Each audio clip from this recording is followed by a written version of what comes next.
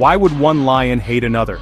Is hate even possible in the animal kingdom, or is it a word we use to describe something far more primal? Among lions, every action is usually dictated by necessity, by hunger, by the need to protect, by the drive to survive. In the wild, hate is rare. Survival, not emotion, rules the plains. The savanna is a place of balance, where every creature knows its place, and every day is a test of endurance. Lions fight for territory, for mates, for family. Their battles are fierce, but they have purpose. Each conflict is a part of the ancient dance of life and death, a struggle that has shaped the destiny of lions for generations. These are the ancient rules, the code of the wild, written in claw marks and paw prints passed down through the ages. But what if a group of lions fought for none of these things? What if their violence had no reason, no logic, no end goal? What if they fought only for chaos? These were Satan's lions.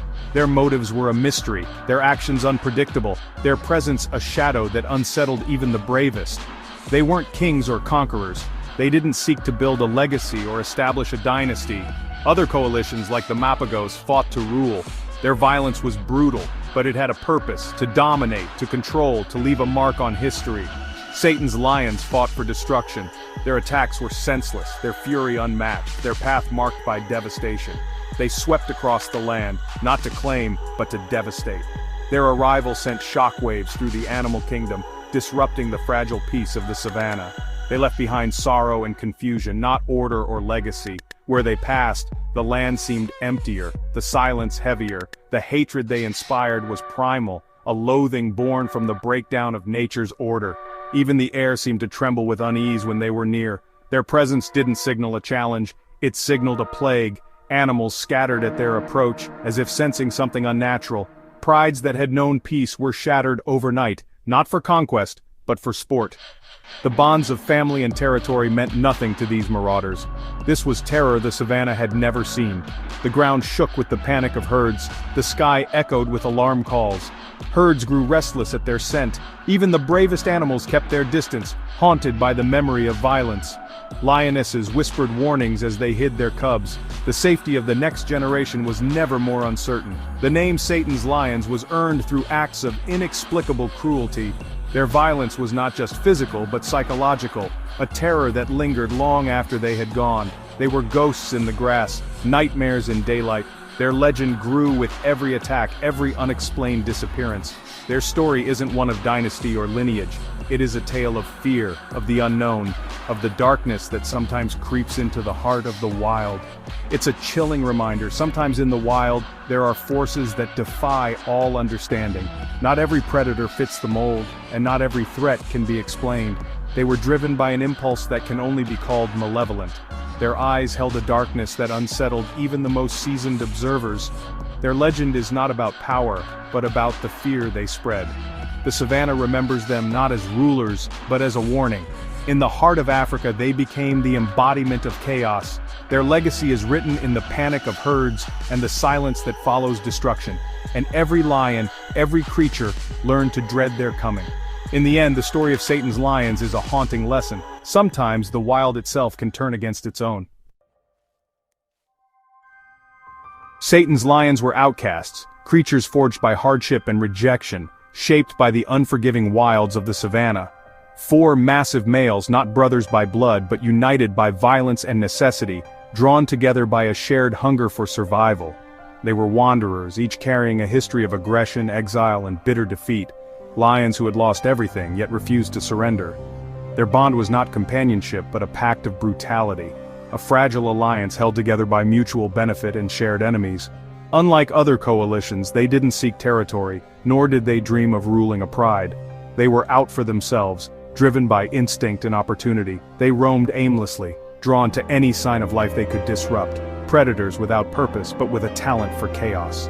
Their appearance was as fearsome as their reputation, scarred, ragged, eyes cold and wild, their bodies marked by countless battles. They moved with the swagger of bullies, not kings, confident, intimidating, and always on the lookout for their next victim. Their roars weren't claims of land but warnings of chaos, signals that trouble was near, and nothing was safe. The savanna learned to recognize their signs: sudden silence, fleeing birds, panicked hyenas, and a tension that settled over the plains like a storm. For predators, they were a menace. For local prides, a death sentence. No one was safe from their rampages. Their existence challenged the natural order, leaving chaos and fear in their wake wherever they went. They were a dark chapter in the plains' history, remembered in fear long after they vanished, ghosts haunting the memories of those who survived. No one could predict their next move. Their unpredictability made them even more dangerous, a constant threat lurking in the tall grass. They were the ultimate wild card, agents of disorder, even turning on each other when the mood struck. Their legend grew with every pride they destroyed, every life they shattered, and every scar they left behind on the land. In lion society, violence is rarely random. Every act, no matter how brutal, serves a purpose: territory, mates, survival. The rules of the wild are harsh, but they are rules nonetheless, guiding the lives of every pride. When new males take over a pride, they kill the cubs sired by their rivals to secure their own legacy. It's a brutal act, but one that makes sense in the logic of nature, ensuring only their bloodline survives. But then came Satan's lions, a coalition that shattered every rule. They stormed into territories, slaughtered cubs, and left without ever claiming the pride. Their attacks were swift, merciless, and left entire prides in chaos. Their violence was senseless, leaving devastation in their wake for no gain, no territory, no new pride, just destruction. The surviving males were left broken, their lineage erased for nothing. The scars ran deep, not just in bodies, but in the spirit of the pride. Lionesses fought desperately to protect their young, but 4 battle-hardened males were too much. Even the bravest mothers could not stand against such overwhelming force. Afterward, the pride was left grieving, its future uncertain, its bonds shattered by loss and fear. The chaos spread beyond the pride. Prey animals fled, the savanna echoed with terror, and the natural order was upended. The ecosystem suffered, prides weakened, prey populations destabilized, and injured males unable to defend their territory. The ripple effects were felt everywhere. Satan's lions didn't conquer, they destabilized. They left behind confusion and fear, not dominance. They created power vacuums, then vanished, letting chaos reign where order once stood. Their legacy was anarchy, not empire. The structure of lion society was torn apart. They dismantled the very fabric of pride life, leaving nothing but confusion and emptiness in their wake. The savanna was left to pick up the pieces, its balance shattered, its future uncertain. No pride was safe, no order remained. Every lion lived in fear of the next attack. Their reign was a storm of destruction, leaving the pride lands forever changed. Lion society has rules, territories, boundaries, reasons for conflict. Even violence follows a code. Fights are for land, food, or mates. Satan's lions broke every rule. They ignored boundaries, treating the savanna as their playground. They attacked not to challenge, but to cause chaos. No lion was safe. Lionesses, young males, even other nomads fell victim. Their violence was random, their attacks one-sided and savage. They seemed to enjoy asserting power for its own sake. This was a profound violation of lion etiquette. Their unpredictability forced every lion to live in fear. They broke the code, and with it, the fragile peace of the wild. News travels fast in the wild, through scent, alarm calls, and restless herds. The legend of Satan's lions spread like wildfire. Before they appeared, tension gripped the plains. Lionesses hid their cubs, pride males roared warnings, but it was often futile. Stories circulated, shattered prides, dead nomads, mauled lionesses. Their reputation was built on eyewitness terror and blood left behind. All animals learned to fear them, hyenas fled, buffalo scattered. The ecosystem recognized this was no ordinary predator. Satan's lions were a sickness in the land. The only hope was to avoid their path and pray they passed by. Nothing is fiercer than a lioness defending her cubs. Her world is her offspring, she'll fight to the death for them. But against Satan's lions, even a mother's fury was not enough. Picture a lioness, tense and alert, hiding her cubs in a rocky den. The 4 males appear, eyes fixed on the den, not her. She attacks with everything she has, a whirlwind of claws and teeth. For a moment she pushes them back, but she is one. They are 4. While she fights, another slips past. The attack is a brutal distraction, the cubs are the true target. The aftermath is tragedy. She survives, but her cubs are gone. The males move on, leaving only grief. This scene played out again and again wherever they roamed. They didn't just kill cubs, they broke the spirit of the pride.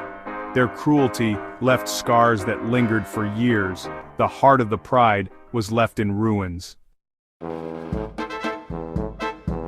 Encounters with Satan's lions were legendary for their brutality. They attacked with silent, coordinated violence, no posturing, no mercy. Resident males had no chance to submit or escape.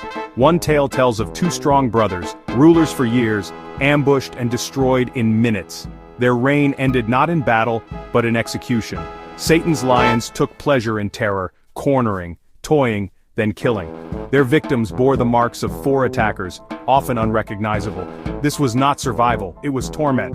Their violence sent a message: we are not bound by your rules. They wielded power through fear, not honor. The shadow they cast was one of terror and unpredictability. No lion could stand against them. Their brutality became legend.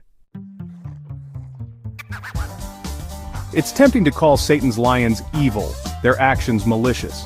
But can animals truly be evil? Or is there another explanation? As unrelated outcasts, they lack the bonds that hold a pride together. Their aggression may have been survival, a twisted team building. Their violence kept rivals weak and avoided the costs of territory. They lived as parasites, taking what they wanted then moving on. Perhaps they were shaped by hardship, not born as monsters. Were they a genetic anomaly or a product of exile? We may never know. They remain an enigma, a dark puzzle at the heart of the plains. What is the legacy of Satan's lions? They left no dynasty, no empire. Other coalitions are remembered for what they built, Satan's lions for what they destroyed. Their name is whispered as a warning, not a tribute. They represent the breakdown of order, the moment nature's rules shattered. Their true territory was fear, stretching across the minds of every creature that heard their story. They ruled through intimidation, not land. For years they were the most powerful force on the plains, untethered and unpredictable. Their legend endures, a myth of senseless brutality. They prove that some exist only to burn it all down. Their roars have faded, but the echo of fear remains. The savannah remembers. Their story is a cautionary tale of chaos, and their shadow still haunts the wild. The Masai Mara has seen many kings, but never anything like them. 2 large, dark-maned male lions appeared from the unknown, earning a name whispered with fear: Satan's lions. They weren't just seeking territory, they were a force of chaos. Their arrival was quiet, but soon the plains would echo with their roars. Unlike other lions, these 2 moved like ghosts, nomads with no home, seeking to dominate everything. Their eyes held a coldness that unsettled even the most seasoned guides.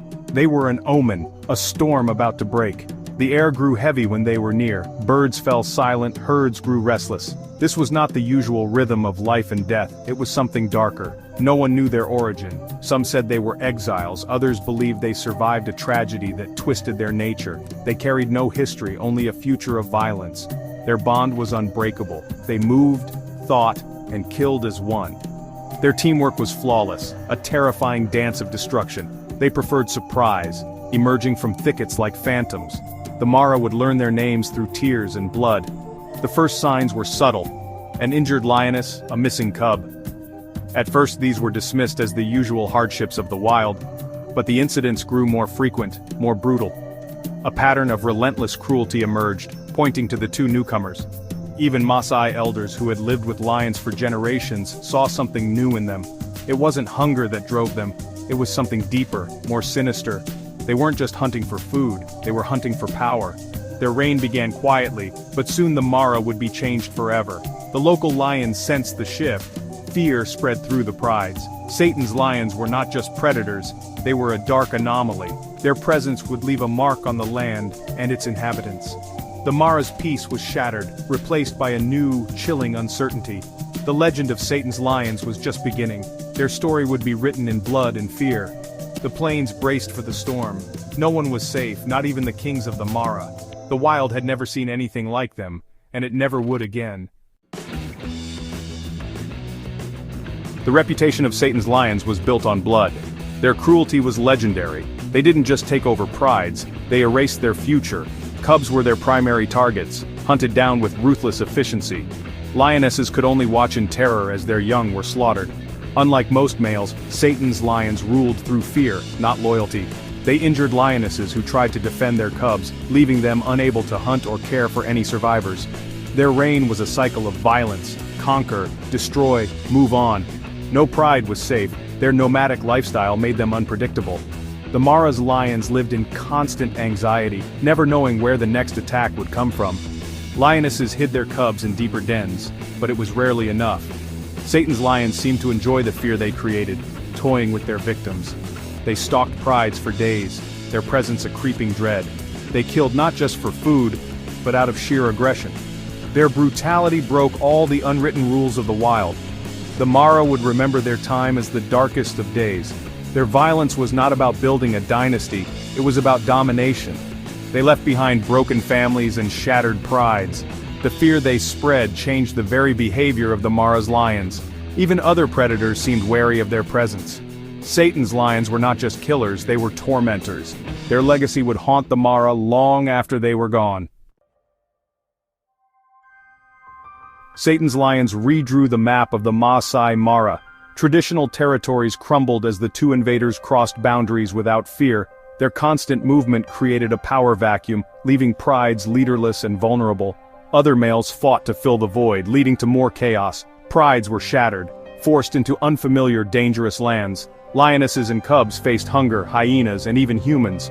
The stress was visible. Lions grew thinner, more agitated. The Mara became a war zone, not a kingdom.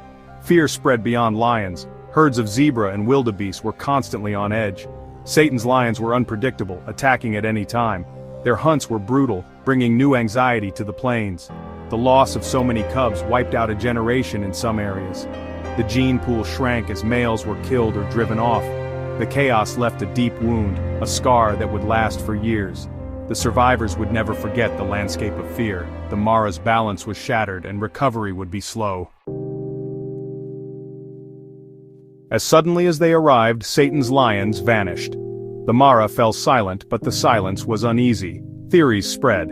Had they met a stronger coalition? Were they killed in a hidden battle? Some believed their violent lifestyle caught up with them, injuries, infection, or starvation. Others whispered of human intervention. Perhaps they crossed a line and were quietly killed. No evidence was ever found. Their fate became a ghost story.